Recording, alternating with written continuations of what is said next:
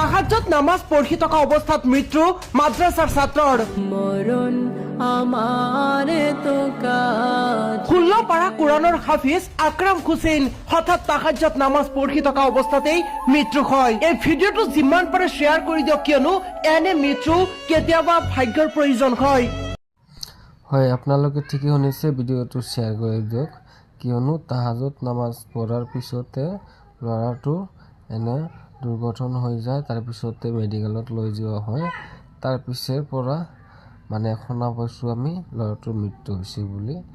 তো আপোনালোকে ভিডিঅ'টো যিমানে পাৰে শ্বেয়াৰ কৰি দিয়ক, কিয়নো এটা মছজিদ ঘৰৰ ভিতৰত এটা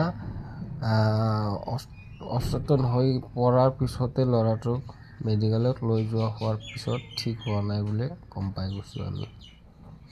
তো ভিডিঅ'টো যিমান পাৰে শ্বেয়াৰ কৰি দিয়ক আপোনালোকে, তো ভালেই হ'ব আল্লাহ দিলে। আসসালামু আলাইকুম।